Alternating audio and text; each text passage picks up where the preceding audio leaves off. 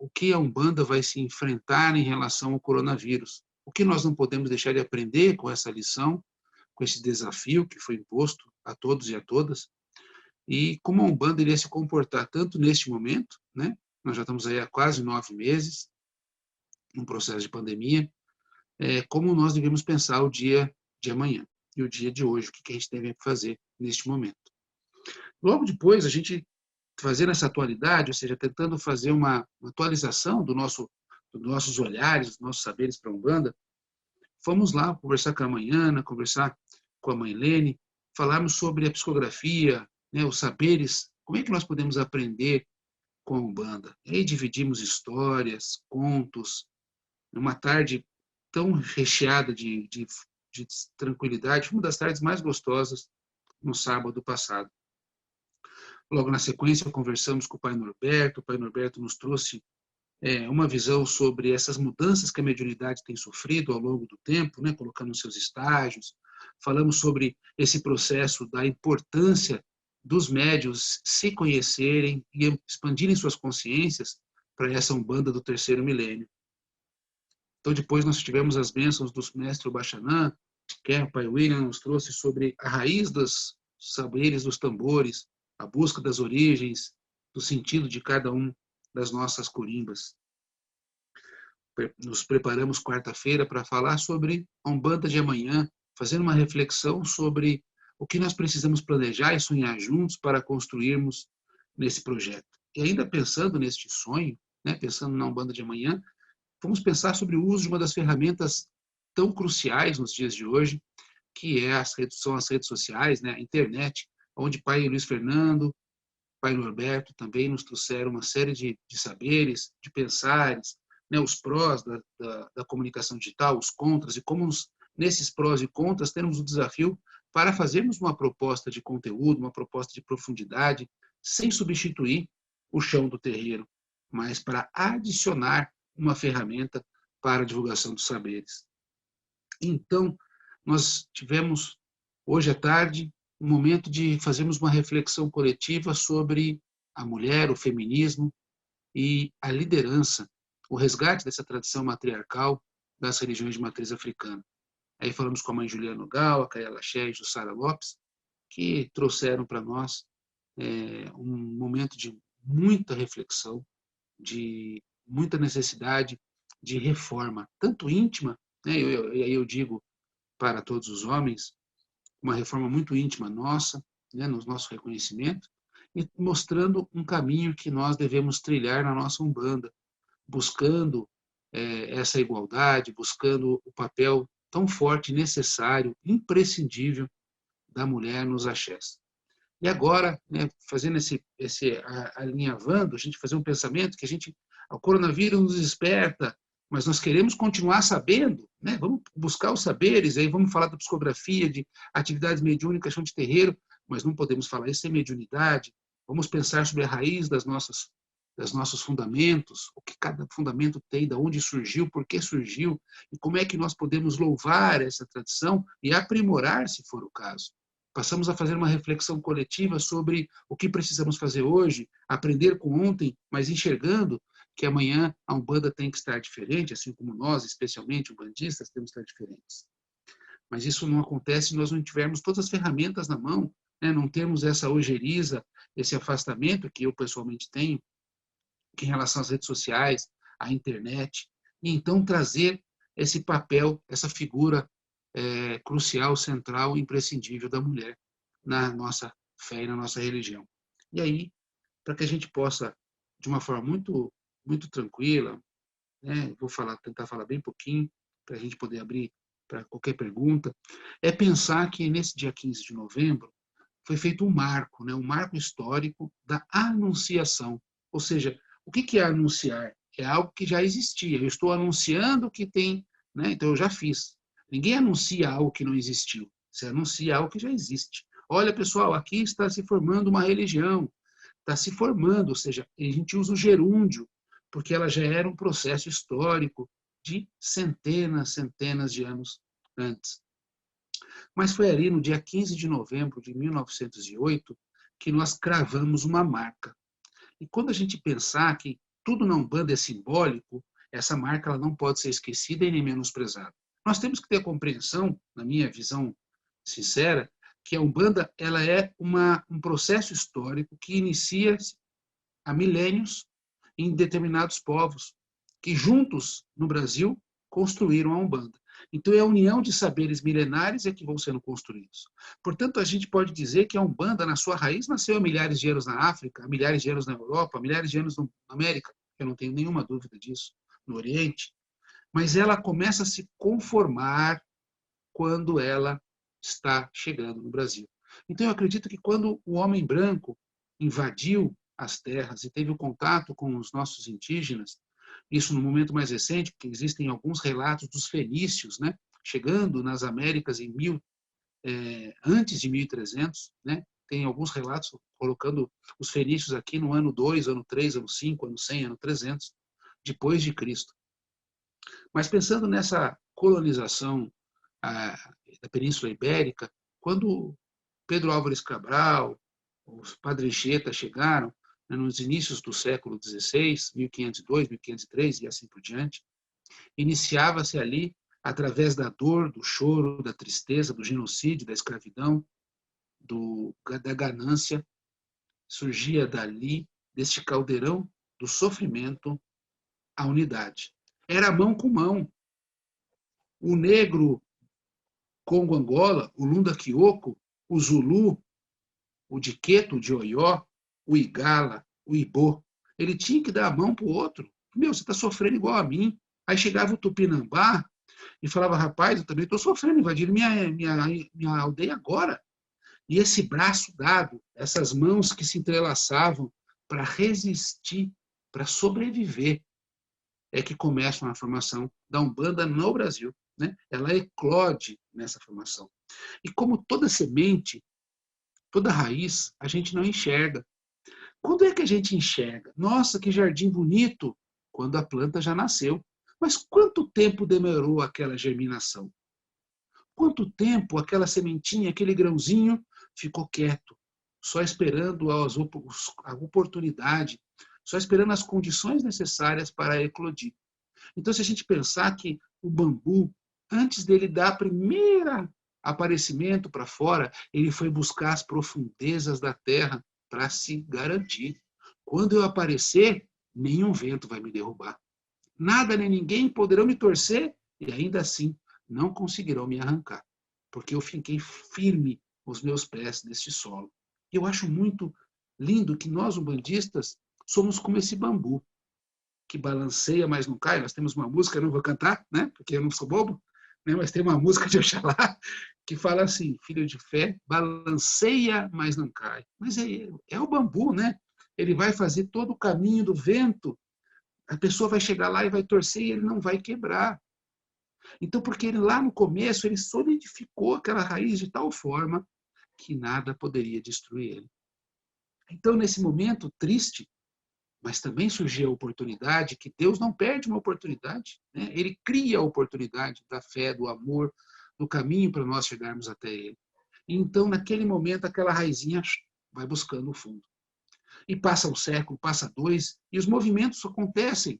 Pessoas recebendo índios, né? Caboclos e caboclas, homens e mulheres recebendo pretos velhos, anciões, anciãs, fazendo curas, fazendo uma série de coisas que hoje acontecem visualmente, facilmente na Umbanda. Mas ainda ela não estava pronta para aparecer, porque senão ela podia cair, ser derrubada e arrancada. E sabiamente as entidades vão construindo esse processo.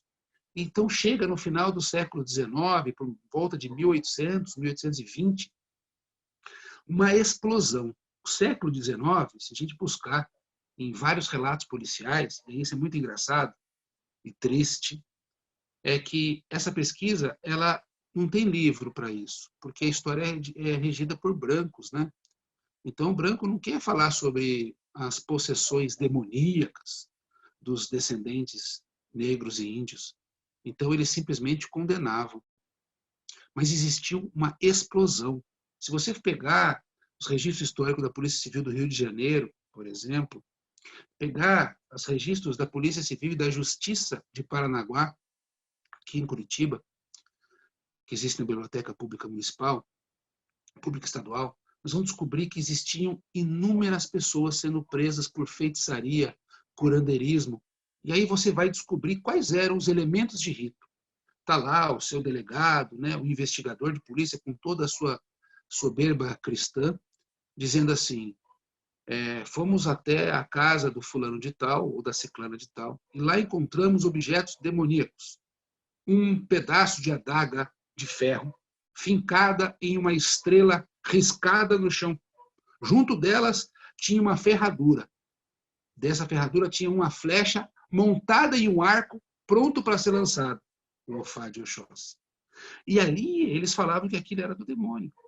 Há quanto tempo existia aquele culto? Isso que eu estou contando para vocês é um relato histórico verdadeiro, registrado na Biblioteca Pública, de 1836. Isso acontece no Rio de Janeiro às pencas, de pessoas que se diziam zeladores de santo, babalorixás, babalaôs, e aí uma série de médiuns, né, que vão acontecendo. E esse processo vai sendo construído, até que então, no final do século XIX, por volta de 1880 até 1900, isso se torna tão forte que ele passa a invadir, entre aspas, as religiões já existentes. Começam a haver transes mediúnicos na presença de negros e negras nas mesas do espiritismo. Acontece haver manifestações do Espírito Santo em algumas igrejas que os padres entendiam como demônios e se portavam como índios ou como pretos velhos. Os candomblés, que mantinham sua tradição em que o egum, ou seja, o espírito do morto, não podia entrar, começaram a ter manifestações involuntárias de ancestrais, e aí os pais de santo, as mães de santo, falaram, opa, o que está acontecendo aqui? Aqui não, aqui é só orixá, meu filho, calma lá, né? Não vai bagunçar o coreto aqui. E esses espíritos estavam dizendo assim, nós estamos preparando o Brasil para a anunciação, ou seja, a eclosão daquela semente que já estava sendo lá para o fundo. Então, no dia 15 de novembro de 1908, nesse marco, o caboclo das 7 encruzilhadas bate no peito e fala, vou fundar a Umbanda. Se nós entendermos isso como um elemento que foi o Zélio que fundou, nós somos injustos, cruéis e desumanos. Se nós entendermos que o Zélio tem um papel histórico, e realmente tem, de criar este símbolo para que todos nós pudéssemos olhar para ele e entender o processo, é maravilhoso. Mas ele não é só o ato de anunciar, porque toda a construção dessa brigada de Umbanda acontece a partir desse momento. E inúmeros médiuns no Brasil inteiro começam a trazer cultos parecidos. Vou contar uma coisa para vocês, que eu sou um ser humano muito abençoado, graças a Deus, de conhecer algumas pessoas que transitaram na minha vida para contar histórias de suas bocas. E Deus me deu uma bênção também de eu ter memória, né? Porque não me deu disciplina para escrever. Eu tenho que escrever porque um dia essa memória vai falhar e não demora muito pelo jeito, né? Mas eu conheci uma senhora que eu devo muito a ela. Devo por gratidão, por amor, porque ela me iniciou em várias situações espirituais. E ela, no momento que eu a conheci, ela era militante do movimento espírita. E ela já estava com seus 78 anos, 80 anos, isso no final da década de 80. E ela me contou que quando ela tinha 16 anos, então, portanto, vamos pensar que isso era aproximadamente em 1914 a 1918, numa cidade do interior do Paraná chamada Jataí, que é hoje uma cidade bem pequenininha, chama Jataizinho, mas na época era a única cidade que existia no norte do Paraná, chamada Jataí. Ela era filha de militares. Olha que coincidência, né? Ela estava na adolescência e acontece um acidente muito grave e uma pessoa da família dela, só não lembro se é a avó, se é a tia, mas é uma das matriarcas da família, iria morrer. Ia morrer. Então, o médico olhou, né, aqueles médicos antigamente que iam para casa da pessoa, aquela maletinha, e ela descreveu essa maletinha, né, não vou dar detalhes para a gente não perder o tempo. Mas ela descrevia, foi lá, e ele olhou para o papai e falou, sinto muito, não há nada que a medicina possa fazer. Cabe a vocês rezar. Reza, porque para Deus nada é impossível. Pegou a maletinha dele e foi embora. Na hora que ele estava no portão, essa senhora, né, que é uma menina nessa época, corre atrás do médico e fala assim, doutor, é, quanto tempo minha avó, minha tia tem de vida? Ele fala, querida, sinto muito, poucas horas. Sequer 1 hora eu posso garantir. Aproveite para se despedir. Aí ele fecha o portão, ela corre para dentro com as lágrimas no olho. Era a primeira morte próxima que ela vivenciava.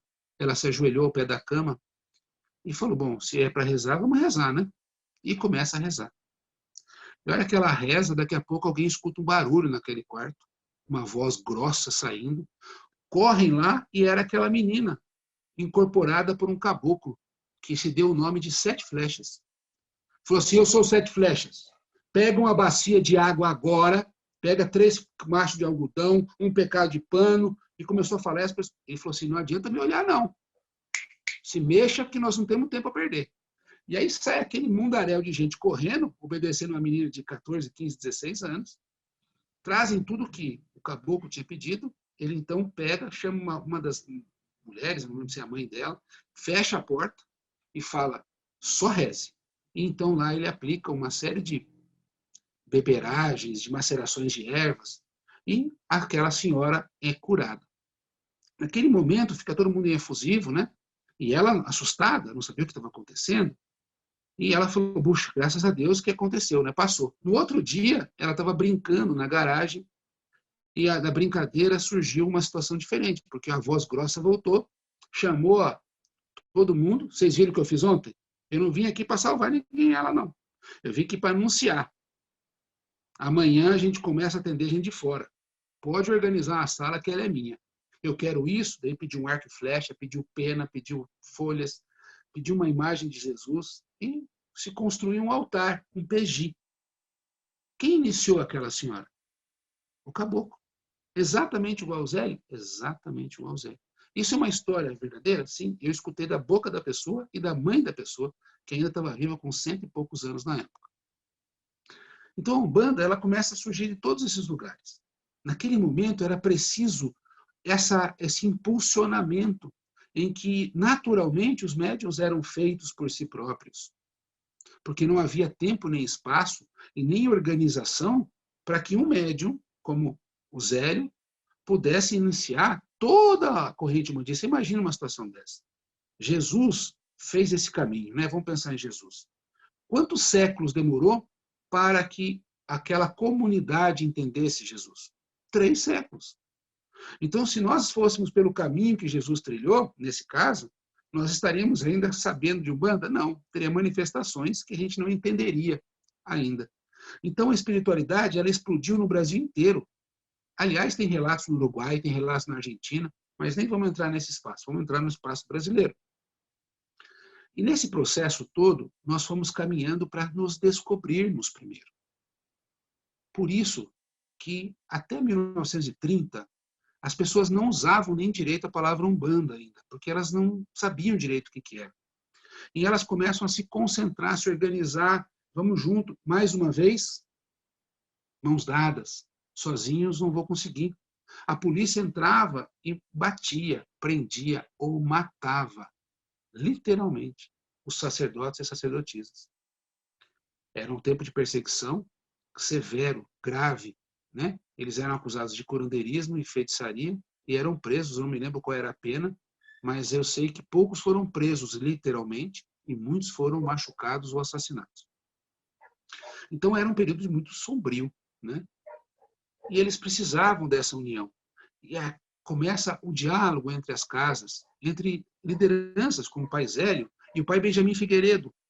O pai Benjamin Figueiredo, que fundou o primário de Umbanda na Tenda Mirim, foi filho do pai Zélio. Por 6 anos ele esteve no chão de terreiro, batendo a cabeça para o pai Antônio, batendo a cabeça para o caboclo das 7 encruzilhadas. E então ele é alçado. Vejam que mesmo no começo, quando havia a possibilidade de um iniciado a pegar um neófito, ali se construía na base do chão do terreiro a oportunidade. O pai Benjamin, então, cria a Tenda Espírita Mirim no começo do século passado, 1920 aproximadamente, e ele, então, tem um papel extremamente relevante porque ele se impõe uma tarefa. Nós precisamos estudar Umbanda. Desse jeito não dá.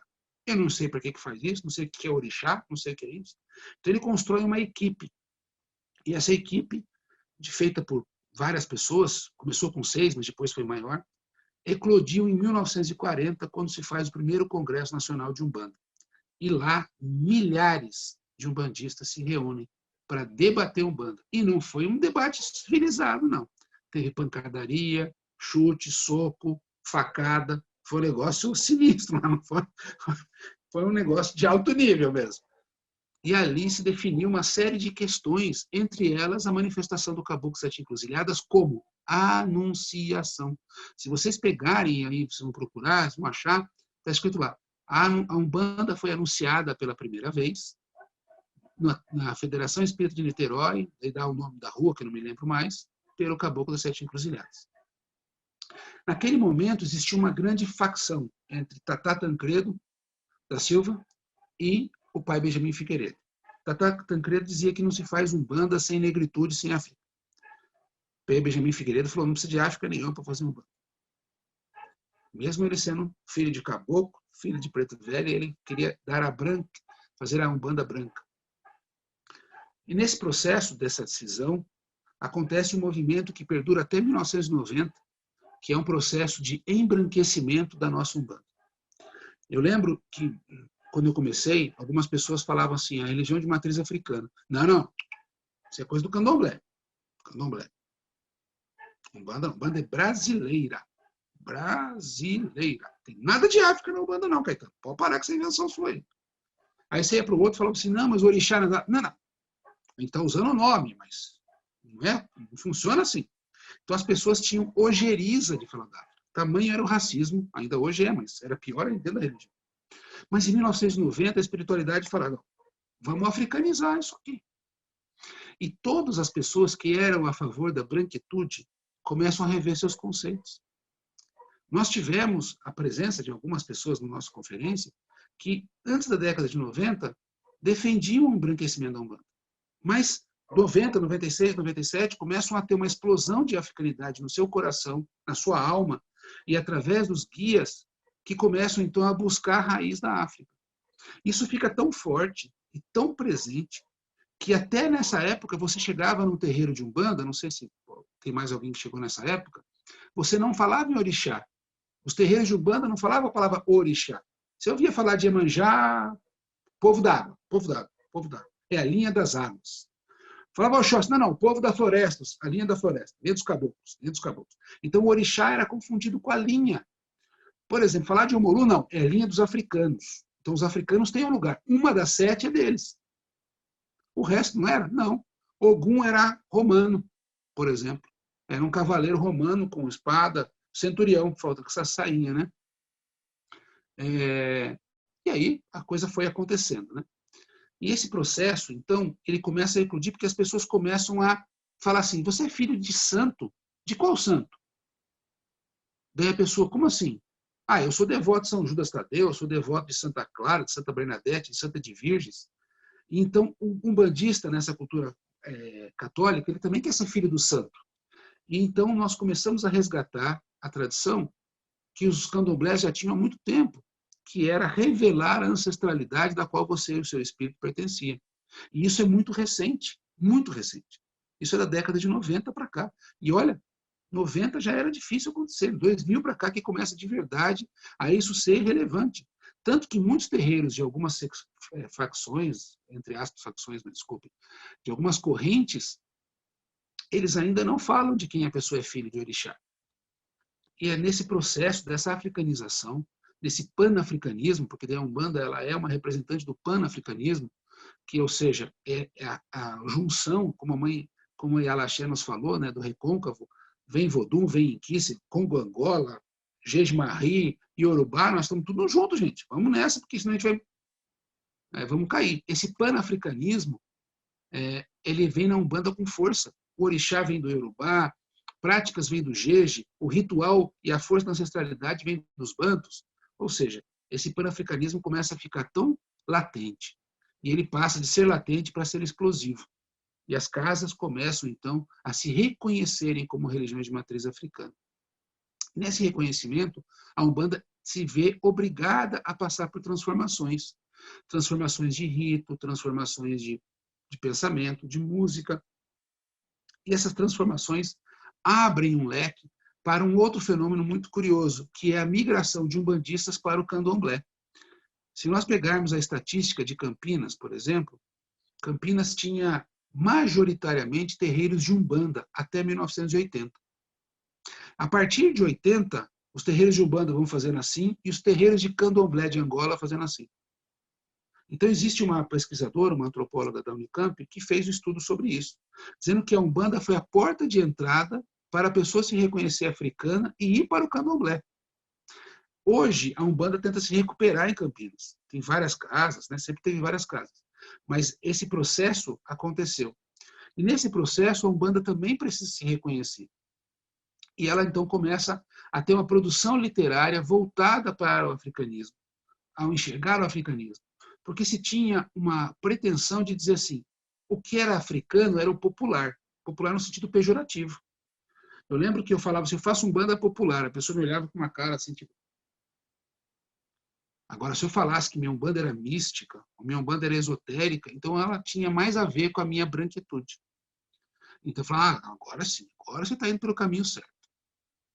E eu, então, por causa disso, eu comecei até a pegar um pouco de ranço da umbanda esotérica. E eram os livros que eu tinha acesso, né? Só escreviam livros, nessa época de 80, os livros da Umbanda esotérica.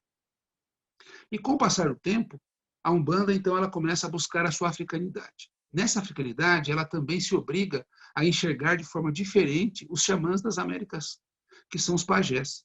Então, a pagelança começa a tomar outra forma. Começam a surgir cachimbadas, começam a surgir amacis mais voltados para uma tradição indígena, em que o médium não incorporado pega um cachimbo com ervas maceradas e defuma as ervas que vão ser feitas para o amaci, não estando incorporado, bem semelhante ao que os pajés de várias tribos guaranis faziam na sua época. Então o processo ele começa com a africanidade, começa com a busca da sua relação com os povos originários da nossa região, e nesse momento também ganha força, só que aliado o orientalismo, que é a busca das tradições, tanto dos Vedas quanto do budismo. Isso acontece fazendo com que algumas pessoas comecem a buscar a Umbanda como a ciência de autoconhecimento. Isso que Mata e Silva, né, especialmente o pai Mata e Silva, traz na Umbanda esotérica, ele começa a quebrar as paredes da Umbanda esotérica, tirar o preconceito, me perdoem, né, não que eu esteja julgando, a Umbanda esotérica não é isso, mas naquele momento, sim, era excludente, machista e racista, hoje não é mais. Então, elas começam a quebrar aquela parede e esse processo de um médium umbandista se enxergar como um elemento necessário para a sua própria expansão de consciência, começa a fazer com que vários terreiros de Umbanda se obriguem a mudar os seus ritos, que incluam o aprendizado do médium. Não precisa ser de aula, não é debate, não é isso. Mas os médiuns começam, então, a buscar. Tanto que, até nesse tempo, não tinha a palavra desenvolvimento mediúnico em terreiro. Né? A pessoa tinha que ter mediunidade natural, não tem esse negócio de desenvolver. Se ele desenvolver, você não é bom médium, meu filho. Pode ir embora buscar outra casa, aqui não é sua, não. Esse processo é relativamente novo. E agora, a gente vai percebendo que no final do 2000, comecinho de 2000, né, melhor dizendo, até 2010, esse processo ganha uma força tamanha, que nós tínhamos uma ascensão até 70 de terreiros de Umbanda, aí ele cai para 80, volta um pouquinho para 90, cai de novo. E a partir de 2010, 2012, começa uma multiplicação de casas. Tanto que quando eu comecei na Umbanda em Curitiba, eu acho que se eu encontrasse 3, 4 casas fácil, era difícil. Olha, muito raro. Hoje, se encontra 60 casas muito fácil. Nós tivemos uma explosão de terreiros nos últimos 8, 10 anos. Isso aconteceu em Porto Alegre, isso aconteceu em São Paulo, isso aconteceu no Rio de Janeiro, para dizer algumas capitais. Né? E nesse processo todo, essas casas começam a se identificar com o orixá. Então começa o orixá ter uma presença extremamente forte dentro dos terreiros de Umbanda, a ponto de ser muito difícil você encontrar os terreiros que estão surgindo, que a palavra orixá, que é a presença do orixá Iemanjá, do orixá Oxum, da orixá Oxalá não esteja tão forte e presente nas suas giras. Começamos a entender que esse processo, ditado pela Luanda, ou seja, ditado pelo plano astral, culmina com o que nós estamos vivendo em 2020. 2020, então, ele passa por um teste. Esse processo todo, ele revela uma situação, que é a valorização do médium. Como assim, valorização? O médium, até um tempo atrás, e algumas casas, infelizmente, ainda fazem, ele era um prestador de serviço. Então, amanhã, né, lá no terreiro, ela tinha que incorporar. Incorporou? Você atende aí, minha filha. Acabou de incorporar? Tchau, pode ir embora. Não me enche paciência, não. Não queria saber se ela estava precisando de ajuda, não estava. Era uma relação de uso da mediunidade. Com esse processo do pan-africanismo dentro da Umbanda, os umbandistas começam a se entender como parte de uma comunidade, de uma cultura, que antes não era cultura, antes era um processo, e hoje é uma cultura. Eu me sinto parte dessa cultura, eu começo a falar sobre axé, mucuyu, e eu começo a usar palavras que eu não usava. Quando eu comecei na Umbanda, você não tinha palavra para falar, era a bênção. Você usava a bênção, como os católicos o fazem. O processo acontece muito recente. E nesse processo, o médium começa, então, a sentir pertencente ao chão. Ele pertence àquela comunidade. Tanto que hoje é comum a gente, quando encontra um bandista, a pessoa fala assim, você é um bandista? Sou, você é filho de quem? Aí a pessoa fala, eu sou filho do pai Vitorino, da casa do Benedito, sou filho do pai Francisco, sou filho da mãe Fátima. Quando vocês escutaram aí a Laxé falando hoje, parte da fala dela, era filho de fulano, filho de ciclano, neto de Beltrano, porque a genealogia para a África, quem fez você no santo é muito importante. E a Umbanda, isso não era irrelevante, agora já não é mais. Então esse processo faz com que eu, enquanto umbandista, não queira estar desgarrado dessa comunidade, eu quero fazer parte dessa comunidade. Puxa, eu faço parte da casa do vô Benedito. Né? A gente fala com vontade, com carinho, com gosto. Não que eu queira que a sua casa seja menor que a minha, mas eu falo porque eu amo aquela casa. E essa ideia de pertencimento faz com que o meu espírito entre num processo de solidariedade, de colaboração. Porque quanto mais eu me sinto pertencente, mais eu quero ajudar a pintar, a reformar, a trocar tábua, a limpar o banheiro, a receber as pessoas. Então a Umbanda começa a ter mais uma relação de família, que antes não tinha. E aí, para eu concluir o meu pensamento, eu diria que nessa transformação, ela acontece em vários níveis. O primeiro é nós nos reconhecermos como uma religião de matriz africana. Nos reconhecermos como filhos dos povos originais das Américas, especialmente da América do Sul.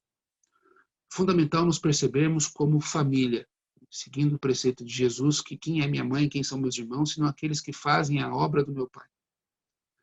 Esse processo faz com que a minha mediunidade ela não seja usada ou usurpada. Eu sinto que o meu dirigente, a minha dirigente, querem me dar consciência para eu encontrar o orixá. Isso era, nunca a gente escutaria isso, rapaz. Então esse processo de ir em busca de você se tornar pleno em Deus, pleno no orixá, faz uma diferença nesse momento atual que estamos vivenciando. E não é casual que ele aconteça justamente na pandemia. Porque se fosse há 30 anos atrás, a Umbanda tinha morrido. Acabou a Umbanda. Porque ninguém sabia fazer nada fora do terreiro. Não tinha vínculo. O vínculo era escasso, especialmente nos grandes centros urbanos. A tua mediunidade era usada, você não tinha que mudar a tua cabeça. Você não tinha que incorporar o valor do preto velho, o valor do caboclo. Não. Aí ela acontece no momento em que a Umbanda está migrando para esse processo, para essa ciência de autoconhecimento, essa filosofia do bem-estar coletivo, o Ubuntu. E algumas casas, obviamente, estavam acompanhando, ou estavam acompanhando de forma muito menor, e agora se percebem a necessidade disso. Então, nesse momento em que a gente celebra esses 112 anos da Anunciação, celebramos esse 2020, um ano tão atípico, que a gente possa olhar para esses palestrantes que nos abençoaram, né? E enxergar esses caminhos, o caminho do tempo rápido da internet versus o caminho demorado do chão de terreiro, mas não que eles se choquem, Não deixe eles se chocarem, não são contrapostos. Eles são complementares. A mediunidade de incorporação ela não vai acabar, na minha visão pessoal, mas ela vai ser complementada com a preparação do médium para que ele acesse o axé, para que ele viva o orixá sem incorporação. Então a vida dele vai mudar, porque ele vai ser Xangô, justo como Xangô, sem julgar. Ele vai ter o amor de Oxum e assim por diante. Então, nesse processo de... Se a gente começar a observar, a levar o sagrado para a internet, eu posso? Tem limite. Qual é o limite? A gente tem que ir treinando esse limite. Eu posso mostrar um roncó? Não.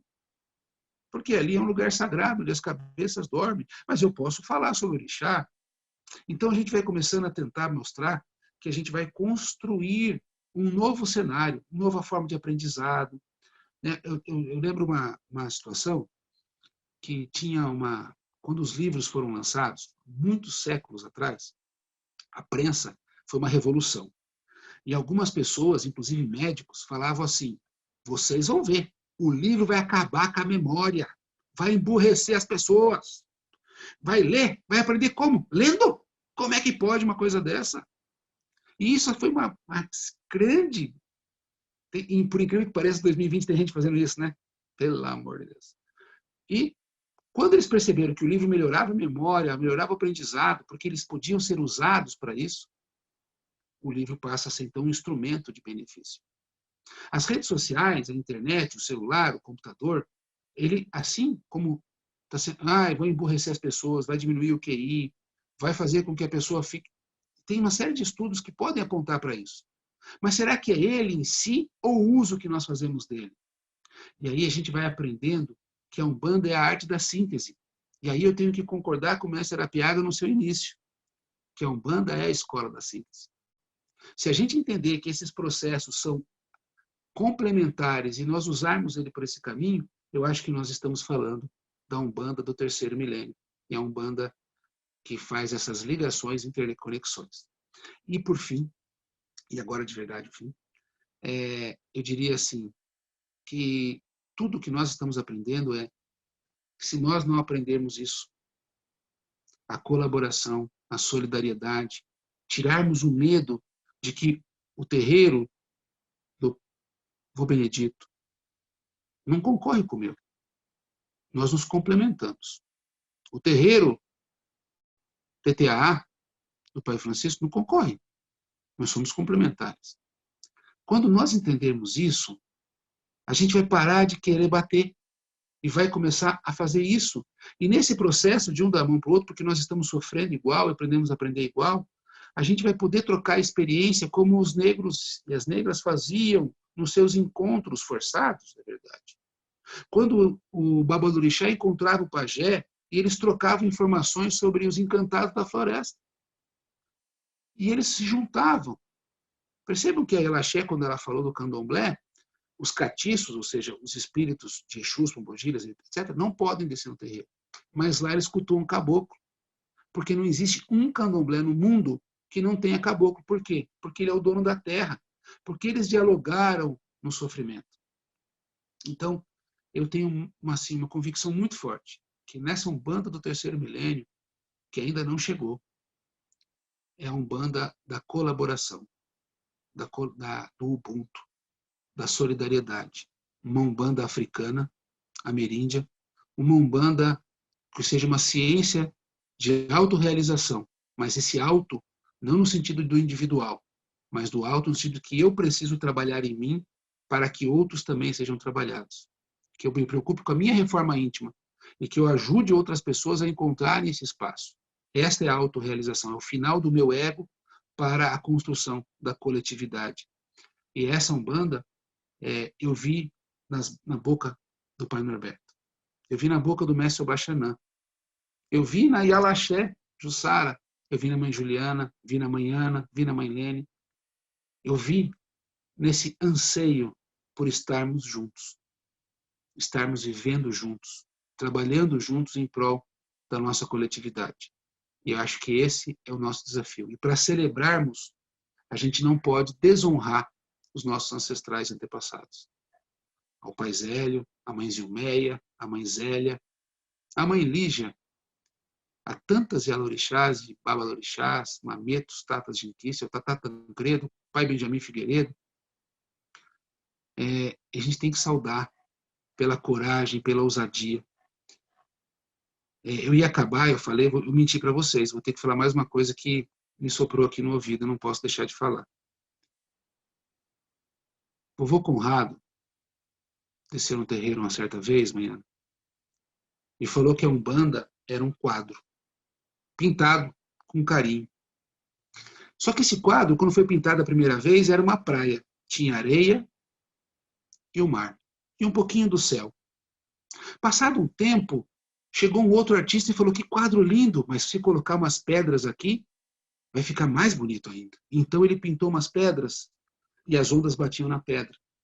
Passou um tempo, veio uma outra artista e falou: puxa, umas gaivotas com umas nuvens sobre o sol vão ficar mais encantador ainda. Nós partimos da tradição do quadro da praia, mas talvez cada geração tenha que talvez deixar esse quadro um pouquinho mais na obra-prima. Colocar uma gaivota, pintar um barquinho, talvez os olhos de Iemanjá em pérolas saindo do oceano, talvez colocar uma criança sentada apreciando a beleza do axé. Eu acho que é isso que a gente tem que fazer. Olhar para o quadro que nos deram Pai Zélio, Pai Fernando, Pai Levi, tantas almas que já partiram para o mundo espiritual, olhar para esse quadro e falar: como eu posso contribuir? Se eu vou colocar, vou repintar a asa, vou colocar uma rede, mas que eu possa contribuir para que esse quadro fique ainda melhor. Que a gente possa fazer isso juntos. Axé. Fico à disposição se alguém tiver alguma pergunta e agradeço profundamente essa semana encantadora. Encantadora mesmo. Eu sou muito grato a todos e a todas que estiveram conosco. Mucuyu. Mucuyu e Zambi. Pai, quando você falou lá da questão, você estava falando da gente se desconstruir enquanto machistas e etc. Qual, assim, de que maneira o senhor acha, assim, que seria bem efetivo para nós homens reconhecermos isso? Porque eu entendo, eu vejo que é muito difícil, né, para a gente reconhecer. Às vezes a gente acha que a gente é todo desconstruído, né, que a gente e de repente vem lá, sei lá, minha mãe tá falando alguma coisa para mim, eu respondo uma coisa para ela e eu percebi, de verdade, eu falei: cara, olha o que eu falei, tipo, foi muito machista ou foi péssimo. E para ela nem se ligou. Então, de que maneira, assim, não sei se é o local de fala disso, né? Mas se alguma irmã pudesse ajudar também, pra gente poder se policiar, não se policiar, mas poder se ajudar enquanto isso e ser menos machista e menos orgulhoso e reconhecer bastante que a gente tem muito isso na nossa criação. Cara, eu tenho uma convicção assim. Por que é desconstruir? Porque a nossa educação ela foi construída por isso, né? Então, quando a gente é criança, o professor, a professora, a mãe, o pai, o tio, a titia, o avô, o dono, o rapaz que atendeu você na padaria, e aquele momento que você chutou o paralelepípedo com o dedão direito e arrancou aquele pá, e você começa a chorar. Ô, rapaz, isso é coisa de homem? Seja homem, aguenta firme a dor. É uma coisa que parece inocente, né? Então, desde um machucadinho que você... você tá de frescura. Para de frescura, rapaz. Quantas vezes a gente tem essa palavra que ela é opressora não só pelo gênero feminino, mas ela é opressora para mim, que senti dor, né? Aquele momento eu fui oprimido nos meus sentimentos, na minha sensibilidade. Então, para nos desconstruirmos, a gente tem que olhar para dentro de nós e percebermos o quanto esses processos nos trouxeram até aqui. Então, primeiro, infelizmente, eu tenho que agradecer a todos que me deixaram até aqui. Mas eu não quero ficar como eu fui educado. Eu quero dar um passo além. Então, para desconstruir, eu preciso primeiro reconhecer. Reconhecer que é educação social. Né? Quando eu vejo a televisão, eu percebo que é um homem, o editor é homem, o âncora é homem. Se eu vou buscar um livro, bibliografia de Umbanda, eu vou descobrir que tem mais homem que mulher. Por isso a gente tem que comprar o livro da Ana, da Mãe Lene, né? Para fortalecer as nossas autoras e escritoras. Então, são vários processos que a gente pode trabalhar. Primeiro é ter esse olhar para dentro, né? E olhar de fraternidade. Aí eu digo fraternidade no sentido de junção de irmãos, que é olhar para o outro e falar assim, nós precisamos mudar. Eu preciso mudar, você também precisa mudar. E pedimos ajuda. Aí a gente pode pedir ajuda. Aí nessa fraternidade a gente vai para a sororidade, né? E fala assim, olha, nós estamos dispostos a mudar, só que a gente não sabe como. Vocês podem nos ajudar? E aí permitir que haja a correção no momento em que a gente for, né? E isso vai partir delas para nós, obviamente, mas também parte do que você falou. Talvez a pessoa foi tão acostumada com o patriarcalismo que nós vamos nos mudar no momento e falar assim, eu preciso fazer uma análise final do dia. Então, no final do dia, a gente olha e reconhece as falas que foram equivocadas e faz. Eu acho que a desconstrução começa com um diagnóstico, que é nos reconhecermos. E então vemos o que a gente precisa e pode mudar. Por exemplo, na sua casa, você ajuda a sua esposa na casa ou você faz a sua parte? Ah, eu ajudo. Então, já começou machista. A casa é dos dois, ou dos três, muito fato. Você está ajudando a casa, meu filho. Você não está ajudando sua mulher. Você está ajudando a você, né? Se você é filho, não interessa. O que você faz? Você limpa o banheiro? Não, por quê? Porque minha esposa faz. Ah, bom, então peraí. Então, desde esse processo, né, que parte de coisas simples, até o processo da gente se reconhecer enquanto religioso. Por exemplo, né, a pombagira é mais fraca do que Exu, cabocla é mais fraca que caboclo, preta velha tem menos axé que preto velho, e aí a gente vai começar a perceber que esse processo vai continuando. Tem uma pergunta da Dani aqui, pai. Como foi para você essas desconstruções? Como foi esse processo para você? Ah, não foi. Está sendo, né? Está sendo. A gente tem que primeiro partir do pressuposto que está sendo. Eu fui educado numa tradição machista, misógina, onde o lugar do homem era o trono e a mulher o serviço. Né? Culturalmente, as famílias da qual eu venho, elas têm uma cultura extremamente machista. Mas Deus me oportunizou uma bênção. Então, eu tive uma bênção porque, com 10 anos, eu fui abortado. Meu pai saiu de casa e minha mãe teve que ser a provedora, a cuidadora, a educadora, o colo, a direção, o amor, a segurança, o limite. Então, ela passou a ter este papel na minha vida. Então, nesse processo, eu tive que desconstruir. Eu percebi que, então, a figura masculina ela era descartável, né? Olha que duro. E a figura não é. Isso também é injusto com a minha mãe, né? A figura não é descartável. Eu não tive essa figura. Então, lembrar que essa figura não existiu significa que ela deveria ter existido, deveria ter tido as suas responsabilidades, os seus papéis, e não o fez. Então, até nisso, o processo foi machista, porque ela teve que assumir uma coisa que não era dela. E isso está errado. Né? Isso está errado. Poderia ser outra mulher que ocupasse, não é uma questão de casal heteroafetivo.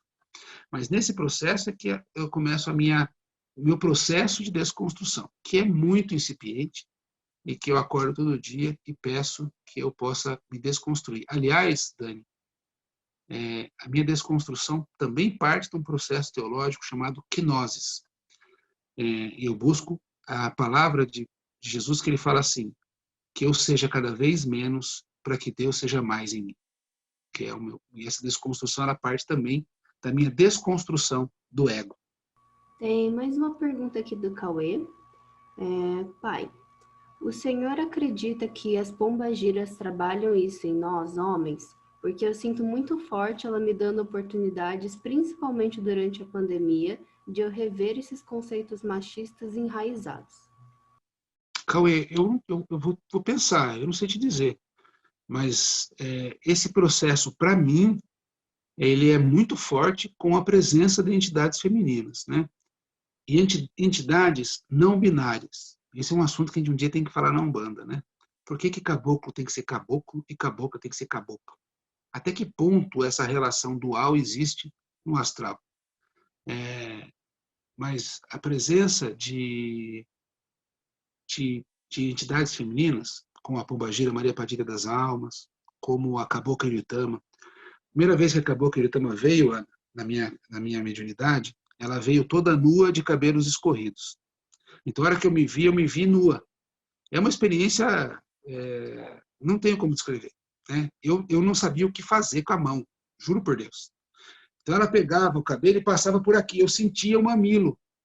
Aí você tem toda uma questão, né, da masculinidade sexualizada, e aquilo foi para mim um terror, porque eu estava numa entidade de luz, nua, no meu corpo, peludo, né, porque eu sou um homem bem peludo. Eu falei assim, meu Deus do céu, que oportunidade que o Senhor me dá. Né? Naquele momento, uma luz se fez na minha vida. Quando eu recebi a primeira vez a pombagira, depois de ser pai de santo, né? Não antes, depois de ser pai de santo.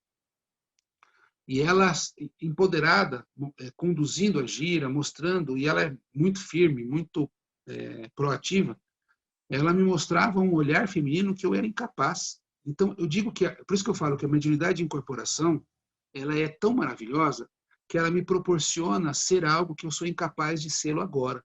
Eu não sou humilde, o Pai Tobias me ensina a ser humilde. Eu não sou determinado, tenho disciplina, o Caboclo Mata Virgem vai e me mostra. Eu não sei o que é ser feminino. Dona Maria Padilha vem e me ensina. Enfim, e ela me ensina de um jeito assim, verdadeiro, né? Quem sou eu para falar sobre determinados assuntos? Ela vai lá e fala. Vó Luísa, por exemplo, quando ela conta os causos dela na Casa Grande sobre sedução, sobre relações sexuais, como é que fica isso, né? Por que a gente distancia tanto as relações sexuais naturais em todos os animais do planeta Terra da religiosidade? Como é que nós podemos enfrentar isso sem tabus? E isso foi um processo ao longo do tempo. Uma do Carlos Frozini. Qual foi seu momento mais difícil na Umbanda, se puder compartilhar? Gratidão e bênção, pai. Axé, Deus abençoe muito vocês, Jussara, Carlos. Muito obrigado por estarem conosco, né, participando. Foi muito legal as intervenções de vocês todos os dias. Sou muito grato por isso. O momento mais difícil para mim, sem sombra de dúvida, foi no meu início, Carlos. Eu era nenê, eu vou contar que eu era nenê, tá? Porque em 1986, quando eu conheci a Umbanda, eu fui levado numa situação de muita dor, né? Eu tinha acabado de falar para vocês que houve uma separação da minha família, e a minha vida mudou muito, foi muito difícil. E eu estava perdido. Eu tinha perdido todas as minhas âncoras, né? Os meus fundamentos, os meus pilares estavam abalados. E nesse processo, eu fui para a Umbanda. E a Umbanda, na hora que eu senti o cheiro da primeira defumação, a sineta, que era uma sineta que tocava, a mãe pequena, era uma senhora que eu sonho com ela até hoje, né? Eu sonho com ela até hoje. Ela é uma senhora que eu quero abraçá-la na Aruanda 1000 vezes. Na Aruanda não, né? No mundo espiritual, porque a Aruanda falta muito, mas no mundo espiritual eu quero abraçar ela, que ela me deu o colo dela, que ela nunca me deu, ela me recusou todos os abraços. Eu preciso contar essa frustração que eu tenho. Ela não me abraçava, porque ela era brava mesmo. Mas eu sempre quero, um dia eu vou realizar esse sonho. E então, era muito longe da minha casa, mas muito longe. E eles achavam assim, ser muito novo para essas coisas, né? Com a família tradicional católica. Tinha um certo jeito do espiritismo, mas Umbanda, pelo amor de Deus, né? Vai deixar de vir para Umbanda? Vai acabar de vez, né? Aquela coisa toda. Então, por imposição, eles me tiraram o direito de frequentar. Isso, para mim, foi a maior tristeza e violência contra a minha vida que eu me lembro. Então, esse foi o momento mais difícil. Eu pulei muro, pulei janela, andei 16 quilômetros a pé à noite, num breu, para ir fazer Umbanda. Esse, para mim, foi um momento assim, que eu queria me superar, eu queria me separar, eu queria tudo que você puder imaginar. E um outro momento muito difícil que eu posso dividir foi quando eu me deparo com o abuso do meu pai de santo. Vou falar aqui para vocês com muito carinho e franqueza. Não sei se a dona Edna está aqui. Ela vai escutar também, depois ela desmente, se for o caso.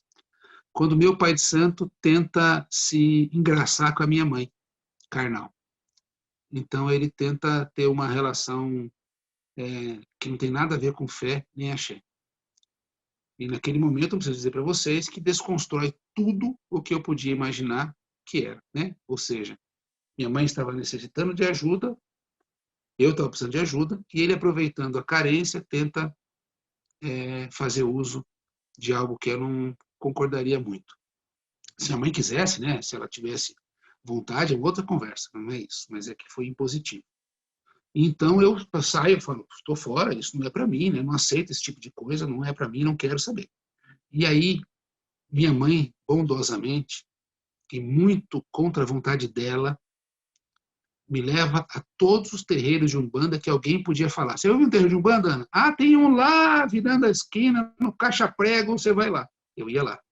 E todos os lugares que eu ia eram aterradores. Na placa tinha, fazemos amarração, cobramos tanto, enfim.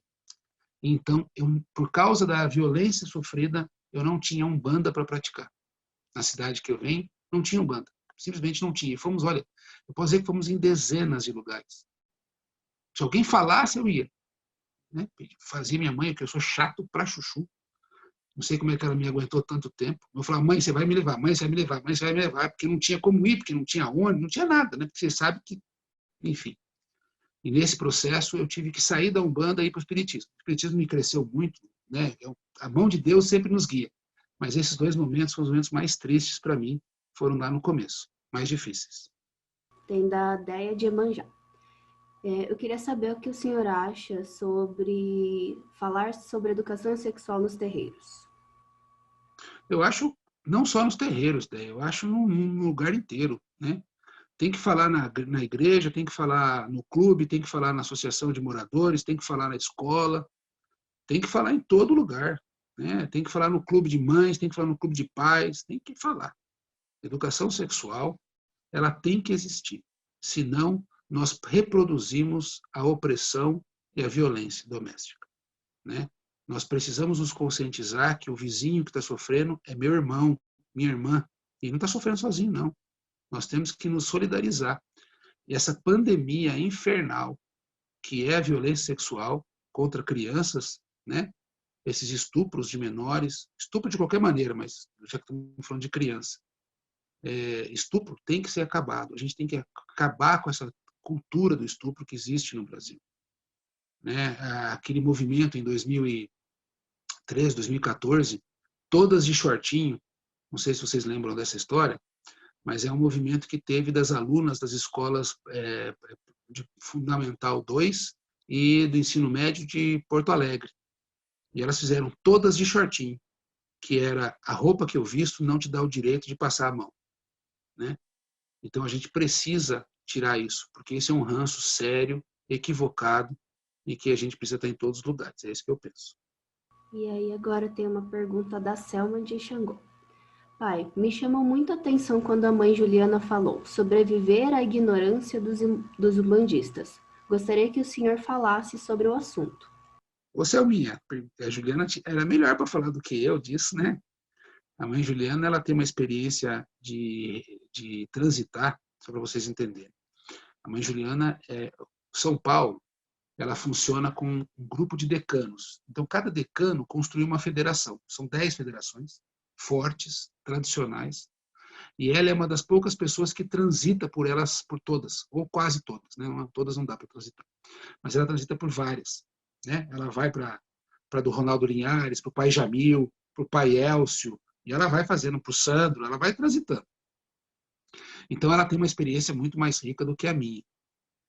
O que ela quer dizer é, os umbandistas, eles querem que o outro, ou seja, o externo, que o pastor, que o padre, que o prefeito, que o vereador reconheçam a religião umbandista. Mas ele é o primeiro a não reconhecer o vizinho. Então, o que a mãe Juliana sempre fala é, você quer que o pastor venha aqui e aplauda você? Mas você não aplaude o teu irmão. Você vai lá e fala mal do pai Caetano. Isso pode falar, mas os outros não, né? Então, o que ela quer dizer é, por que é que nós não primeiro temos consciência de pertencimento, e aí voltamos a falar dessa ideia de pertença, que nós pertencemos a essa religião com as suas variantes, com as suas diferenças, e aí a gente vai poder dizer, por que você vai criticar o fulano? Criticar o ciclano? Ele faz diferente. O pai Caetano usa filá. Você acha que filá tem que usar? Não tem que usar, isso é ridículo. Qual é a diferença de usar o filá e não usar o filá? Né? Então a gente tem que buscar nesse processo, né, que a mãe Juliana quis dizer, A gente tem que se olhar, se reconhecer. A gente mais pode perceber, né? O autoconhecimento. Se reconhecer como limitante, se reconhecer como preconceituoso, se reconhecer que a gente não quer que o vizinho venha no seu terreiro. Eu lembro uma vez, Selma, que nossa casa, uma vez não, foram várias, mas eu vou citar uma vez, que nossa casa começou a ser visitada por uma série de pais e mães de santo. E aí esses pais e mães de santo iam conversar com a entidade de São Mata Virgem, entidade chefe, né? E aí as pessoas falavam assim, agora o que é? Só vem gente de fora para conversar com a entidade aqui. Então, a gente tem toda uma relação de posse e de apego que impede que a gente seja de fato Ubuntu. Então, quando a mãe Juliana fala, eu acredito muito nisso, é que nós precisamos aprender a reconhecer na diversidade da Umbanda, com limites, a nossa identidade. Eu acho que é isso, Fel. Pai, agora uma pergunta do Flávio de Xangô. Ele vai fazer. O pai Mucuyu, parabéns pelo evento, pela coragem de fazer essa conferência, foi lindo. Foi uma delícia estar aqui. Muito obrigado, que cada dia o senhor seja mais abençoado. Acho que o senhor nos propiciou tudo isso, né? Nos propiciou essa coisa maravilhosa e a gente está aqui aprendendo tanto. E eu queria que o senhor dissesse agora, eu sei que ainda vai refletir muito, mas qual o aprendizado que o senhor tira da conferência? O que o senhor falou assim, nossa, aprendi nessa conferência, eu tive um grande aprendizado. Eu queria que o senhor compartilhasse conosco, se já for possível fazer isso. E mais uma vez, Mucuyu, muito obrigado. Foi uma linda semana. Axé. Mucuyu e Zambi, a primeira coisa que eu aprendi é pensar antes de responder. Essa é a primeira coisa da conferência, que eu refletir, ter calma para responder. É isso que eu aprendi, a primeira coisa. Ai, ai. Mas eu acredito que a coisa que eu mais tiro dessa conferência é a busca por uma nova Umbanda passa por desafios muito grandes ainda. Desafio de não se apegar a quantas pessoas vão estar inscritas, por exemplo, a aceitar a diferença, a buscar a unidade e a perceber como existem babalorixás e alorixás dispostos e dispostas a passarem o seu conhecimento, a entregarem o seu saber de forma tão amorosa. Porque muitas vezes, Capitão Flávio, a gente percebe que as pessoas pensam assim, o pai de santo ele quer manter o segredo para ele, né? Porque a informação é poder, né? E hoje em dia a informação está deixando de ser poder. A articulação é a grande porta do poder hoje. Então esses pais de santo que vieram conosco, mães de santo, foram de uma bondade, eu não tenho palavra para dizer, porque eles abriram a boca para falar o que o coração está cheio. Nos trouxeram o que estão pensando, suas incertezas, não tiveram medo de expor suas condições.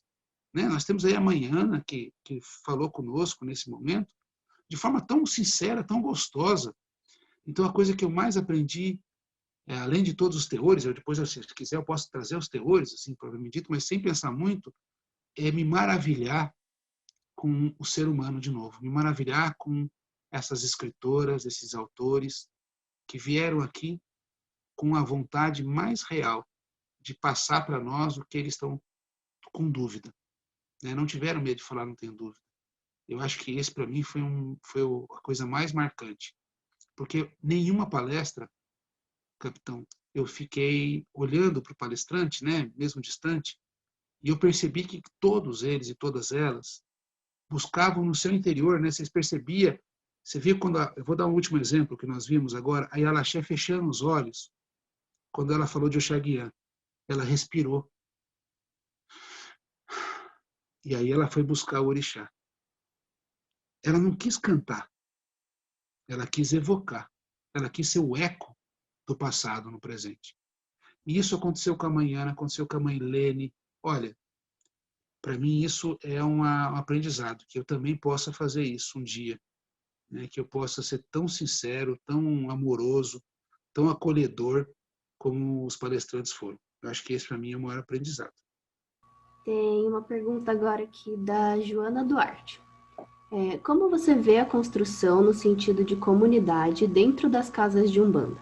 Como você sonha esse processo na Umbanda praticada pelo senhor? Ótima, excelente, nossa, maravilhosa pergunta, Joana. Adorei mesmo. É um sonho que eu tenho mesmo, e não é de hoje. É um sonho que eu tenho desde antes de ser Babalorixá. Quando eu tinha alguns aninhos, em 1986, eu lembro de uma passagem que o terreiro que eu frequentava estava construindo uma casa lá, um orfanato, na época era orfanato. Chamava Menino Deus. E naquele sábado, era para ajudar a reformar lá, para deixar a casa pronta para os órfãos e órfãs chegarem lá. E naquele sábado eu passei o dia inteiro lá no terreiro. Não tinha muito que eu podia fazer, eu não sabia fazer quase nada, não sei quase nada hoje, imagina aquela época. Né? Mas eu falei, eu quero fazer, varrer, catar lixo, catar folha, o que o senhor quer que eu faça? Ele falou, olha, ninguém quer pintar o rodapé. Eu falei, eu pinto. Aí peguei o pincel e fiquei ajoelhado, das 7, 8 da manhã até as 8 da noite, pintando o rodapé. Ali, aquele momento, eles viviam a comunidade, almoçaram juntos, construíram um sonho juntos, porque era a casa de novas crianças que não tinham papai nem mamãe. E nossa, aquele para mim foi um presente divino. Um dos maiores presentes que eu já tive na minha vida foi aquele dia. E daquele dia em diante, toda vez que a gente pensa no terreiro, Deus me oportunizou pessoas, Joana, que construíram um terreiro juntas. Eu lembro do primeiro terreiro que a gente pegou, tinha que tirar as paredes, e lá estava a mão de pessoas que nunca tinham pego no martelo na vida, tirando prego, serrando, queimaram ferramenta, quebraram ferramentas, isso é normal, nunca tinham feito. E nós estávamos suando, cantando. E aquele momento, para mim, eu falei, é isso que eu quero, construir uma família do axé. Uma família que vai dar suporte um para o outro, que quando alguém falar que está doente, a gente vai rezar todo mundo junto, porque a gente não quer que aquela pessoa fique doente sozinha. Quando ela se sentir desamparada, ela vai se sentir, logo em seguida, amparada pelos seus irmãos e irmãs de corrente, que vão falar, você não está sozinho, você não está sozinha. Nessa construção que começa muito incipiente, e ela começa a tomar um vulto, quando o pai Tobias determina que nós façamos, anualmente, festas para os orixás, com as pessoas dormindo no terreiro. Então, a gira começava sexta-feira, né, melhor dizendo. Então, fazíamos a gira, atendimento ao público, tudo mais. Acabava a gira, o seu Marabô descia em terra e falava, agora nós vamos dormir. Nós vamos deitar para o orixá. Então, aí ele fazia uma preleção sobre o que era o orixá, e todos nós, em família, dormíamos no terreiro. Quem quisesse, né? No outro dia, a gente ia acordar e ia tomar café para o orixá, cozinhar para o orixá, tomar banho de descarrego para o orixá e fazer uma gira de encerramento. Então, ali se construía uma comunidade de irmãos. E agora eu quero dar um passo além, Joana, que meu sonho é esse. É construir o caminho do leigo, o caminho da leiga na Umbanda. Que é aquelas pessoas que são da comunidade, gostam do terreiro, frequentam o terreiro, mas não querem pôr o branco, ou seja, não querem entrar na corrente. Que eles também façam parte da família, que eles possam estar lá juntos, ajudando, construindo o terreiro, vivendo o dia a dia do terreiro. E para isso a gente está tentando construir plataformas na internet, como Dividindo Saberes, que é um grupo do WhatsApp. A gente está fazendo live 2, 3 vezes por semana para tentar nos mantermos em contato com a comunidade toda. E aí esse meu sonho agora além dos irmãos e irmãs, né, da nossa família, que são os filhos do Caboclo Mata Virgem, do Pai Tobias de Guiné, a família da União dos Terreiros de Umbanda, Caboclo Mata Virgem, que são os filhos e filhas que foram feitas pelo Pai Tobias e pelo seu Mata Virgem, também a comunidade. Esse é o meu sonho agora, a gente construir uma maneira de estarmos juntos em volta de uma árvore para contar história, contar causa e sorrir um para o outro. É isso. Eu só posso dizer muito, muito, muito obrigado. Foi uma semana, como o capitão Flávio me pediu, de aprendizado, mas não aprendizado da informação. Por isso que quando o capitão Flávio me perguntou, eu não fiz questão de falar da informação, que eu tenho muitas informações. Nossa, olha, só várias coisas que foram colocadas sobre mediunidade, sobre a psicografia, são informações valiosíssimas, maravilhosas, mas o aprendizado ele se dá na emoção para mim. Eu sempre fui muito sinestésico. E o aprendizado para mim que eu mais tiro desse momento é que cada um de vocês contribuiu para que a gente pudesse estar juntos durante 8 dias, dividindo a nossa alma. E a distância pela internet não foi capaz de me separar da alma de vocês. Eu senti o carinho de vocês, senti o amor de vocês, a dúvida, os olhos arregalados, né, de expressão assim, como assim? Ou batendo palminha, né? Mesmo que não estava com o vídeo ligado, eu tenho certeza que faziam assim, vibravam ou não concordavam, mas estavam interagindo e essa energia chegava. Chegava mostrando assim, é difícil, Caetano, é difícil. Doloroso, muito doloroso. Mas não perca isso. Mantenha firme. Mantenha firme porque é uma semente. Às vezes a semente demora. Tem semente que brota com a água, tem semente que brota com o fogo, tem semente que brota no seco, enterrada sem luz ou com luz plena. Que semente será essa? Eu não sei.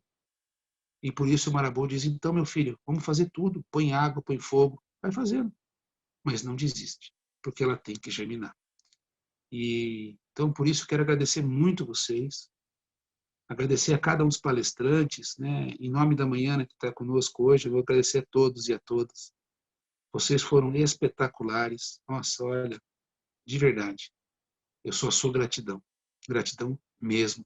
E que a gente possa manter viva esse axé.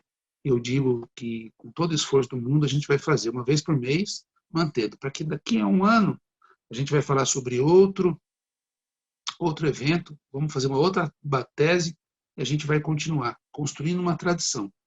A tradição de dividir, a tradição de ampliar, de somar, dividir saberes, ampliar consciências e somar sabedoria.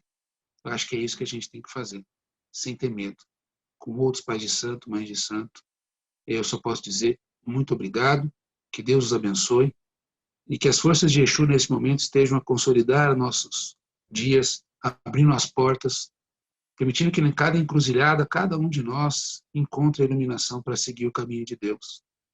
Que lá do Orum, as forças de Olodumare, as forças de Olorum estejam a encantar os encantados e os encantados nos encantem dessa vida. Que a gente possa, sim, chorar diante de um negro jogado no chão do mercado, mas que a gente possa vibrar com a unidade que isso gerou. Que a gente possa chorar com cada pessoa que está sendo abusada ou violentada, mas que a gente possa vibrar, porque tem muitas pessoas que não estão concordando, estão se unindo para dizer não. Sim, o mundo é cheio de tristeza, de violência, mas também de oportunidade. Está cheio de gente querendo ajudar, cheio de almas bondosas que estão ansiosas para fazer alguma coisa, mas não sabem como. Tem mais gente querendo fazer o bem do que fazer o mal. Que a gente não deixe que o mal tome a bandeira da vida. Que os quiumbas usem a nossa encarnação para que a gente desista dela. Porque tem mais preto velho, mais caboclo, mais almas benditas a estarem conosco do que os quiumbas para nos tirar. Que a gente não tenha um olhar positivista, assim, de tudo é bonito. Não é isso. Mas que haverão tristezas e dores, mas nós vamos superar cada uma delas. Porque a gente deve isso aos nossos antepassados. Eles tiveram dificuldades muito maiores que a nossa. Nossos filhos e netos vão ter menos, dependendo do que nós vamos fazer hoje. Então, que a gente, juntos, com braços dados, abraços, a gente possa construir essa Umbanda do terceiro milênio, que será como nenhuma outra foi, a Umbanda Ubuntu, que só seremos se juntos estivermos. Minha gratidão profunda, que Oxalá siga as nossas vidas e que o coração e o meu amor que habita em mim possa chegar a cada um de vocês nesse momento em profunda gratidão. Adopé. Axé. Obrigado, mãe Ana, mãe Fátima, sua bênção. Pai Francisco, minha gratidão profunda a cada um de vocês por essa semana. Vocês vão receber por e-mail, o Pai Neto também está aí, sua bênção. Deus te abençoe muito, filho. E a gente possa juntos aí, ao longo dessa semana, ao longo desses próximos meses, termos mais encontros como esse. Um beijo, um saravá muito fraterno. e muito obrigado. Como diz o Pai Norberto, eu vou dizer: meu amor por vocês é imensurável. Amo vocês.